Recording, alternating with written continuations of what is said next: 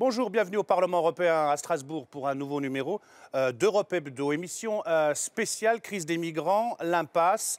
Les migrants qui tentent encore la traversée depuis Calais pour rejoindre l'Angleterre, ils ne renonceront pas malgré les conditions de vie et les violences qui ont fait plusieurs blessés ces derniers jours. Pour en parler avec nous, dans une première partie, nous a rejoint Eva Joly. Bonjour, vous êtes députée européenne du groupe des Verts ici au Parlement européen. Merci d'avoir accepté notre invitation. Avant de débattre, je voulais qu'on regarde ensemble ce reportage. C'était la semaine dernière à Calais, des bagarres entre migrants, 22 migrants blessés à la suite de rixes entre Afghans et Érythréens. 5 d'entre eux ont été touchés grièvement par balle. On regarde et on réagit juste après.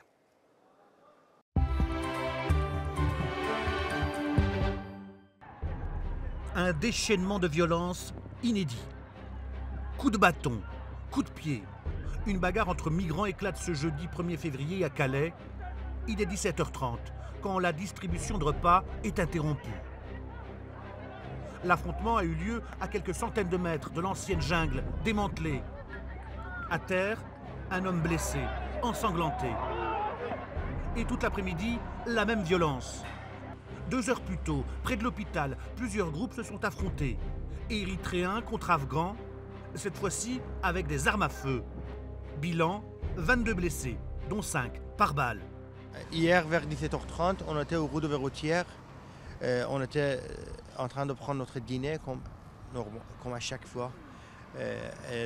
D'un coup, on a vu que les gens de communauté africaine, qui sont venus, on ne sait pas d'où, d'autres endroits, avec des barrières, des feuilles, des bois. Et ils ont commencé à frapper tout le monde, des Afghans, Iraniens, Arabes, tous les gens non noirs. Donc ils ont commencé à frapper les gens. Alors nous, on était surpris.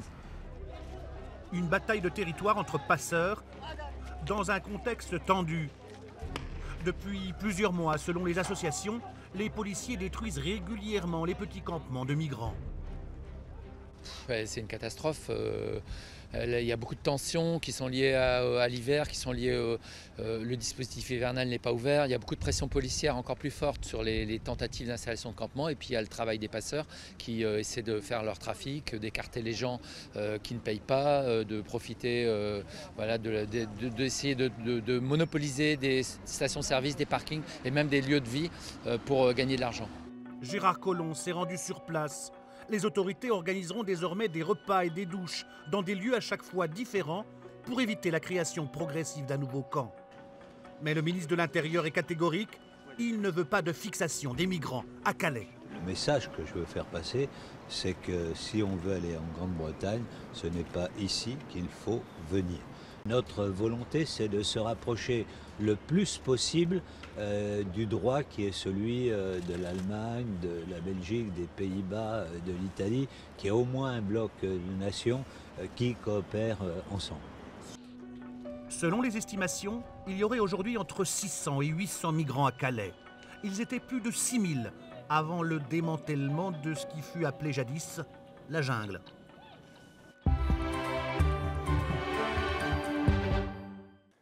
Eva Joly, quand vous voyez ces images de violence entre migrants, vous dites quoi? Ces images sont terribles et on voit bien des migrants poussés à bout. Ils ont subi dans la nuit la destruction de leurs sacs de couchage, de leurs tentes. Ils se battent au moment de distribution de repas parce que leur vie est un calvaire. Il n'y a pas d'autres mots. Et cette politique-là, elle ne mène nulle part. Si on croit qu'on va empêcher les migrants d'essayer d'atteindre l'Angleterre en les privant de tout, mais on se trompe parce que l'attraction de l'Angleterre est, je pense, irrépressible. Ils veulent aller dans un pays où ils comprennent un peu la langue et où ils ont des attaches. Donc, c'est une politique inhumaine qui ne mène Gérard nulle Collomb, part. quand il dit qu'il faut tolérance zéro, zéro migrant, c'est illusoire, c'est stupide, surtout. Ça veut dire qu'on ne comprend rien au flux migratoire. Ce n'est pas parce qu'on veut faire de l'Europe ou de la France une forteresse que cela arrêterait les flux migratoires. Lorsque les gens n'ont plus rien à perdre parce qu'ils vivent dans un dénuement total, dans une totale pauvreté ou avec des bombes, ils veulent un tout petit peu améliorer leurs chances dans la vie et ils partent. Et ce n'est pas la politique de Gérard Collomb qui changera quoi que ce soit. Là, à Calais, c'était une bagarre de territoire, hein, bagarre entre passeurs. Il y a l'impératif de lutter contre les réseaux de passeurs. Les flux financiers en jeu sont considérables. Est-ce qu'il ne faut pas les traquer comme on traque l'argent de la drogue ou de la corruption? Mais certainement, les personnes n'est en faveur des passeurs.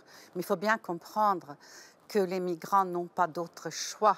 C'est parce qu'il n'y a pas de voie de migration légale, c'est qu'il n'y a pas pour eux d'autres possibilités que de mettre leur vie entre les mains des personnes peu recommandables et d'ailleurs qui souvent mettent leur vie en péril, que cette situation existe. Donc il faut créer des voies de migration légales. C'est ça la réponse à l'action des passeurs. Vous vous appelez à des solutions dignes pour résoudre la crise oui. des migrants. Des solutions dignes et une solution européenne de solidarité. Vous savez que le Parlement, nous avons voté à l'automne cette année, à l'automne 2017, un nouveau texte, un texte qui vise à réformer le texte actuel qui datait de 1994, les accords de Dublin. Les accords existants ont la faiblesse terrible de rendre responsable le pays. Vous devez faire votre demande d'asile là où vous êtes rentré pour la première fois. Et donc c'est une injustice parce que... Ils rentrent en Italie et en Grèce. Ils rentrent en Italie et Grèce. Qui sont surchargés. Voilà. Et donc nous avons proposé un texte qui sort de ces critères et qui tient compte aussi de l'aspiration des migrants. Mais ce texte, il est bloqué au Conseil. Le Conseil refuse de discuter à partir de ce texte.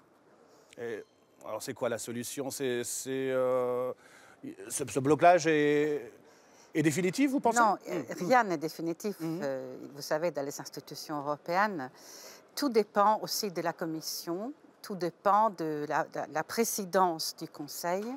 Il faut une volonté politique commune de s'en sortir et de créer cette solidarité européenne. Mais en attendant, nous pouvons en France suspendre les accords de Dublin qui créent des situations insolubles, comme l'a fait l'Allemagne en 2015, et nous pouvons traiter dignement les migrants qui passent par notre pays. Vous pensez qu'on a le bon regard en France sur cette crise des migrants ou on parle beaucoup de tri Je pense que c'est très politique, qu'il y a un aspect populiste insupportable et qu'on oublie les fondamentaux.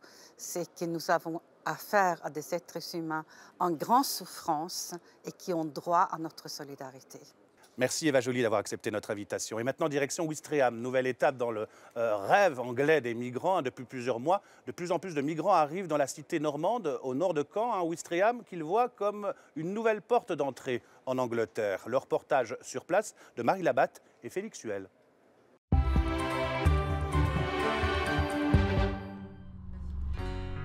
Chaque jour à la même heure, dans ce petit port du Calvados, se déroule un étrange ballet. Les feux tricolores de Ouistreham se bloquent sur le orange et c'est la gendarmerie mobile qui fait la circulation. Des dizaines de camions de marchandises passent à vive allure dans les petites rues de la ville avec un objectif, empêcher à tout prix qu'un migrant ne grimpe dans un de leurs containers.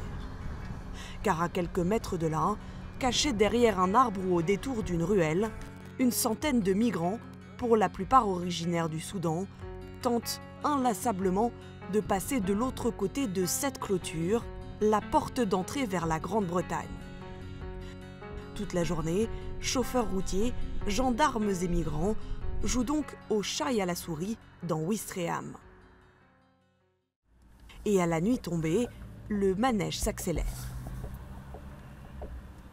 Les tentatives sont nombreuses, les échecs aussi. Abdou, 33 ans, en a bien conscience.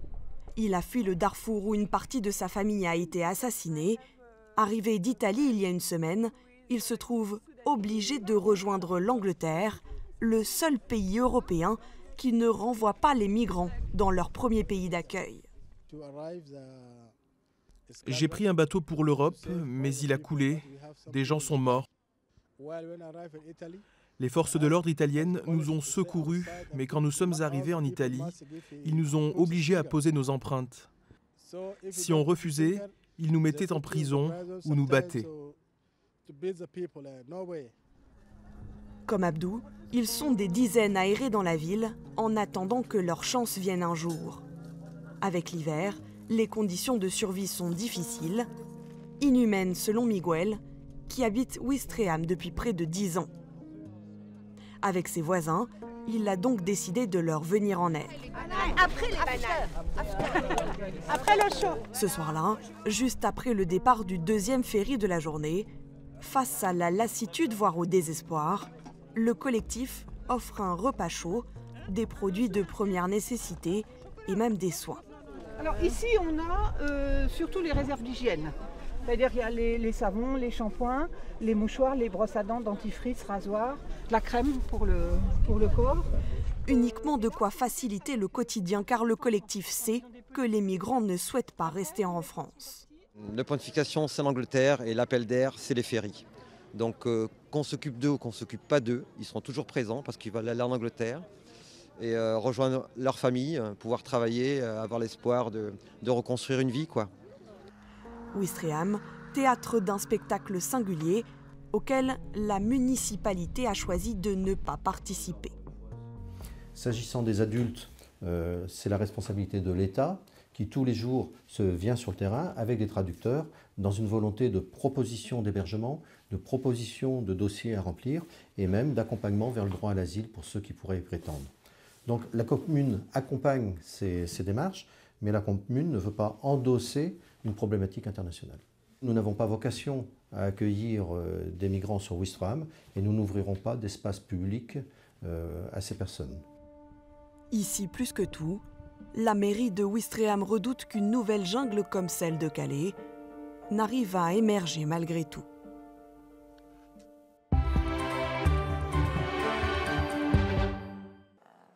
Alors, nous ont rejoint sur ce plateau deux eurodéputés, Jude Kirton-Darling, bonjour. Vous êtes députée européenne britannique du groupe des socialistes et démocrates. Merci d'avoir accepté notre invitation. À côté de vous, Philippe Juvin, bonjour. Vous êtes député européen français du groupe du Parti populaire européen. Vous êtes aussi maire Les Républicains de la Garenne-Colombes, en région parisienne. Première question, quand vous voyez ce reportage, est-ce que Ouistreham est en passe de devenir un nouveau Calais, Philippe Juvin ? Tout est possible puisque manifestement pas de règles, pas d'État pour faire respecter ces règles, donc des abcès de fixation peuvent se créer partout en France. Oui, c'est une préoccupation à Ouistreham aussi. Jude Kirton-Darling. Moi, je crois qu'il faut garder quand même une perspective. Dès que la jungle Calais a été évacuée, il y a eu 6 000 gens là-dedans. Et aujourd'hui, on est en train de parler de quelques centaines. Donc, 600 à 800. Il faut garder quand même une perspective sur l'état des choses. Et je crois que la coopération entre le Royaume-Uni et la France, si ça fonctionne bien, et dans le cadre de l'Union européenne, il y a moyen que ça ne revienne pas au même contexte qu'on a vu. On a vu ces migrants ne renoncent pas, ils veulent à tout prix rejoindre l'Angleterre. Pourquoi, selon vous ? Oui, il faut aussi garder une perspective là-dessus. L'année passée, il y a eu 100 000 demandes d'asile en France. Il y a eu 27 000 demandes d'asile en Angleterre, au Royaume-Uni. En général, le taux d'acceptation était le même dans les deux pays. Donc, ce n'est pas plus facile d'être accepté en Royaume-Uni. Et quand on voit, beaucoup de migrants veulent rester en France aussi. Et ici. Les associations disent qu'ils veulent rejoindre l'Angleterre, qu'il y aura un système de carte d'identité qui permet aux individus d'être moins suivis qu'en France. C'est plus facile de travailler illégalement en Angleterre ? Je crois que pour certains, la question des cartes d'identité, le manque de cartes d'identité joue, mais pour la plupart, c'est une question des alliances familiales, la connexion locale. On a une grande question des enfants qui veulent rejoindre la famille en Angleterre. Ça, je crois que c'est un plus grand débat que la question de la carte d'identité et le travail illégal, parce que pour la plupart des gens, la question de vivre dans l'égalité, ce n'est pas un rêve, ce n'est pas qu'est-ce qu'il veut. Il veut avoir une vie qui est mieux où ils habitent. Et donc, je crois que pour la plupart, la connexion avec le Royaume-Uni, c'est vraiment une connexion peut-être de langue, d'histoire, de connexion culturelle et de familles qui sont déjà au Royaume-Uni. Philippe Juin? Oui, donc ils veulent passer, la majorité des gens qui sont à Calais veulent passer au Royaume-Uni. Ce n'est pas une surprise, on le sait. Et vous parliez de collaboration franco-britannique. Nous la souhaitons, mais nous avons vraiment le sentiment que les Britanniques se défont sur la France de leurs propres obligations.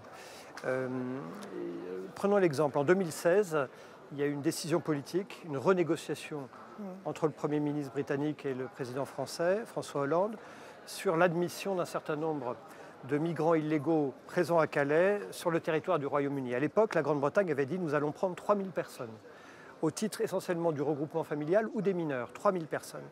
Aujourd'hui, nous sommes un an plus tard, moins de 10% des gens sont passés. Donc je pense qu'il y a une volonté du Royaume-Uni de ne pas jouer le jeu et de se débarrasser sur la France de ses obligations de frontières. Et très franchement, avec le Brexit, moi je dis aux Britanniques, vous avez voulu votre indépendance, vous voulez reprendre le contrôle de vos frontières, eh bien reprenez vos frontières.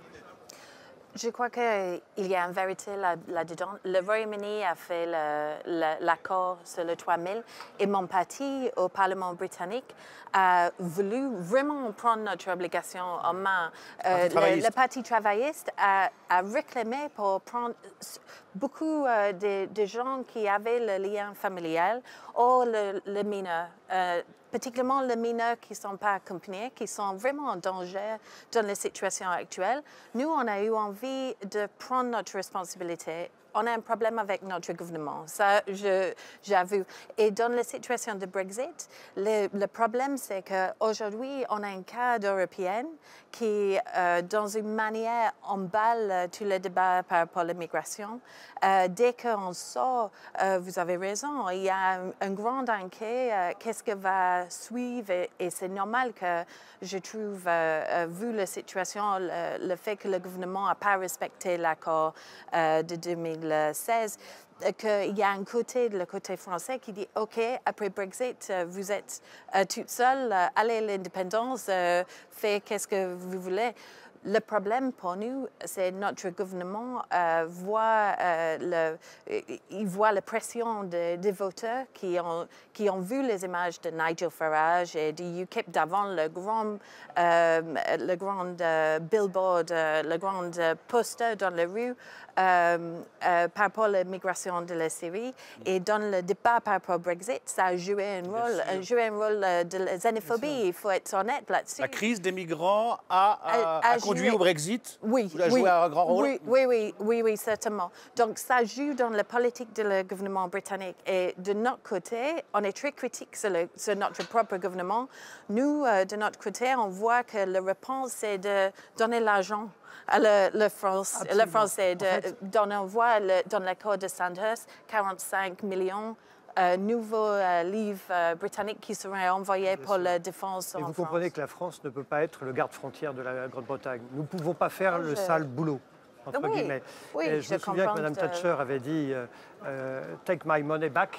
Oui, et moi je dis « Take your borders back ». I want my money back. Voilà. Est-ce qu'on doit renégocier les accords du Touquet pour que les Britanniques prennent leur part dans l'accueil des réfugiés? Moi, il me semble qu'en plus avec le Brexit, en plus avec le non-respect de leurs engagements par les Britanniques depuis quelques années, alors qu'on avait essayé de trouver des solutions, il faut être assez ferme avec nos voisins. Ils reprennent leurs frontières, ils reprennent leur contrôle de leurs frontières, ils assument leurs obligations, et nous ne sommes pas les gardes-frontières britanniques. Le douanier français n'est pas le douanier à la mercenaire britannique. Ça, c'est absolument certain. Vous savez, ces sujets sont très complexes. Je ne méconnais pas que ce n'est pas comme ça que ça va se régler. Mais c'est vrai, nous n'avons pas à porter seuls le poids considérable de ces affaires-là. Évidemment, il faut améliorer d'abord les conditions d'accueil des migrants à Calais. Quand le président de la République dit qu'on va donner des repas, entre nous, heureusement, évidemment, il faut améliorer les délais d'instruction des dossiers qui sont beaucoup trop longs. Je suis frappé de voir que les demandes d'asile en Allemagne sont traitées en quelques jours. en quelques jours. Nous, 6 mois, 1 an et demi. Et comment voulez-vous renvoyer dans son pays d'origine quelqu'un qui est là depuis 1 an et demi? En pratique, on sait que ça ne se fait pas. Il n'y a pas de renvoi dans le pays d'origine.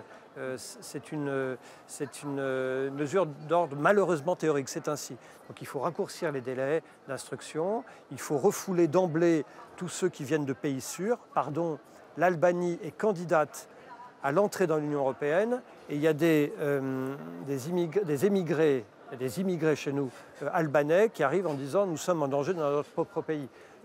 Si l'Albanie... Mais ce sont des migrants économiques et pas des migrants... pas des réfugiés dans l'Union européenne, il faut qu'elle règle cette question, il faut des guichets dans les pays de départ, bref, il faut des tas de mesures, mais en même temps, il faut clairement que les Britanniques prennent leurs responsabilités qu'ils ont toujours fui jusqu'ici. Je ne vous mets pas du tout en cause, je sais que vous êtes en désaccord avec votre propre gouvernement, mais trop c'est trop. Je crois qu'il n'y a jamais une solution qui est très simple. Et je crois que j'ai vraiment la crainte que l'idée que l'accord Touquet est complètement déchiré et abandonné, c'est qu'on va voir les vies de gens rendues beaucoup plus dangereuses. Ça ne va pas régler le problème au nord de la France. Le problème resterait là. On va voir le voyage beaucoup plus dangereux de gens dans le Manche. Et là, je crois que c'est là que la coopération franco-britannique est vraiment importante. Peut-être l'accord doit être regardé. Je crois que l'accord de Sandhurst qui a été négocié en janvier par le président Macron, Theresa May, ça montre qu'il y a toujours une évolution de la relation. J'espère que notre gouvernement va prendre son responsabilité, ses obligations mieux en main. Mais je crois que cette coopération de dire abandonner, reprendre la frontière, ça ne règle pas le problème. Je crois que ça va continuer la situation actuelle. On a besoin d'une approche un petit peu, je suis désolée d'utiliser le mot, mais un petit peu plus mieux et un petit peu plus détaillé sur le problème parce qu'à la fin, c'est les vies de gens... Vous avez raison. Oui, mais c'est les vies de gens qu'on est en train de parler. Et quand tu vois les conditions dans lesquelles certains gens, les petits-enfants parfois habitent et le voyage qu'ils essaient de faire passer, ça nous oblige comme politiciens de trouver une solution qui est plus durable et de force nos gouvernements de prendre les obligations qu'ils sont engagés à prendre. Évidemment, mais comme vous le dites fort justement, le problème des accords du Touquet et de tous les accords qui se sont greffés sur les accords du Touquet, c'est qu'ils ne sont pas respectés. Vous parlez des mineurs. La Grande-Bretagne devait accueillir 3000 mineurs, elle ne les a pas accueillis. Ouais.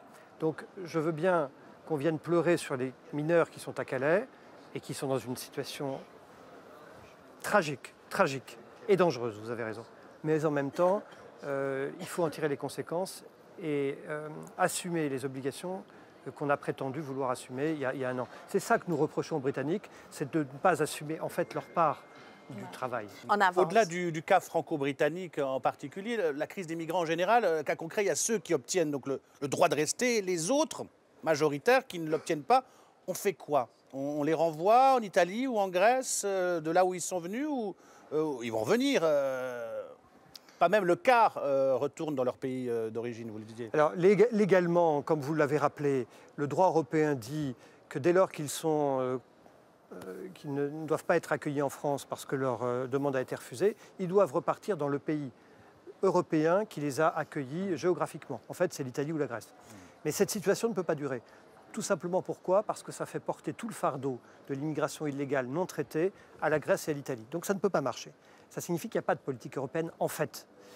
Et donc, moi, ce que je crois, c'est qu'il faut revenir sur les accords de Dublin, très clairement, mais en même temps, parallèlement, sinon ça ne marche pas, je l'ai dit tout à l'heure, raccourcir les délais, parce que ce qui fait qu'on ne renvoie pas les étrangers en situation irrégulière chez eux, c'est qu'on met du temps à répondre à leur demande d'asile. Encore une fois, quand vous mettez 1 an, 2 ans, 3 ans pour répondre à une demande d'asile, au bout d'1 an, 2 ans, 3 ans, les enfants sont allés à l'école, les gens ont trouvé une situation, certains ont réussi à se stabiliser, et vous ne pouvez pas humainement les renvoyer. D'ailleurs, vous ne les renvoyez pas. Vous ne les renvoyez pas. On peut toujours dire, oui, il faut renvoyer les gens, ça ne marche pas. Donc moi, je vous dis, il faut traiter le dossier en quelques jours. En Allemagne, c'est 7 jours. le traitement d'un dossier d'asile, 7 jours, et quand il y a un appel, 15 jours de plus. En France, 6 mois, 1 an, il y a un rapport parlementaire qui a dit que 2 à 5% des étrangers en situation irrégulière, reconnus comme en situation irrégulière, 5% simplement étaient renvoyés dans leur pays d'origine. On voit très bien que notre système ne fonctionne pas, donc il faut profondément le modifier. D'ailleurs, je comprends pourquoi les Britanniques sont très inquiets de l'affaire du Brexit. Oui. C'est qu'avec le Brexit, dans l'Union européenne, ils bénéficient de Dublin. Donc ils peuvent dire, on n'a pas à les renvoyer chez eux, on les envoie en Italie et en Grèce. Jude Kirtle-Darling, ça va être plus compliqué, la gestion de la crise des migrants avec un Royaume-Uni en dehors de l'Union européenne. Mais je crois bien, pour nous, la question de quelle réglementation va rester après Brexit, c'est un vrai enjeu dans le débat national, parce que sans Dublin, on serait obligé de prendre toute la responsabilité pour tout le monde qui arrive en territoire britannique. Et donc, je vois dans l'accord Sandhurst que là, déjà, le gouvernement essaie de mettre en place un accord qui va gérer après Brexit. Mais j'imagine pour la France, pour d'autres pays, ils ne vont pas accepter si on ne respecte pas nos obligations de notre côté. On ne peut pas avoir les avantages du Brexit et garder les avantages de l'Europe. Mais je suis désolée, mais ça c'est l'approche de notre gouvernement. C'est beaucoup de sujets actuellement. Je sais que ce n'est pas vous, mais c'est un vrai sujet. Allez, on termine par notre rubrique de fact-checking. Lors du Forum économique mondial à Davos, le président américain Donald Trump a fustigé la politique commerciale de l'Union européenne envers son pays. Alors, l'Union européenne boude-t-elle les produits américains? C'est Checkpoint préparé aujourd'hui par Adeline Louvigny. Les relations commerciales entre les États-Unis et l'Union européenne sont toujours tendues. Lors du Forum économique mondial à Davos, le président américain Donald Trump a fustigé la politique commerciale de l'Union européenne envers son pays. C'est très dur de faire entrer nos produits dans l'Union européenne. Pourtant, elle envoie ses produits chez nous où il y a très peu de taxes. L'Union européenne est très injuste envers les États-Unis. Alors, l'Union européenne est-elle en froid avec le marché américain ? Pour savoir s'il y a un déséquilibre dans le commerce entre ces deux puissances économiques, il faut regarder la balance commerciale.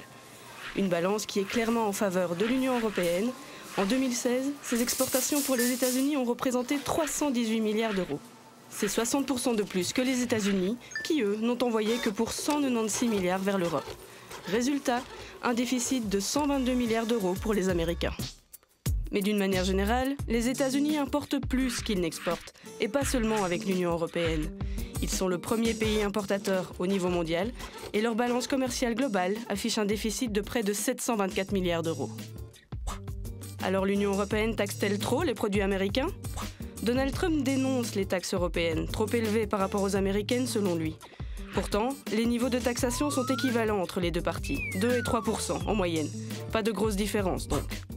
Alors l'Europe a-t-elle des normes trop strictes ? Pour exporter un produit, il n'y a pas que la taxation qui entre en jeu. Il faut également respecter certaines réglementations, certaines normes, et l'Europe est souvent pointée du doigt de l'autre côté de l'Atlantique, avec ces normes considérées comme trop restrictives. Mais de nouveau, les chiffres montrent que sur ce point, les deux parties sont sur un pied d'égalité. Alors l'Union européenne défavorise-t-elle les États-Unis dans ses échanges commerciaux ? C'est plutôt faux. Voilà, c'est la fin d'Europe Hebdo. Merci à vous deux d'être venus débattre avec nous. C'était passionnant. Merci à vous de nous avoir suivis. Restez avec nous sur les chaînes parlementaires et la RTBF. Bye bye.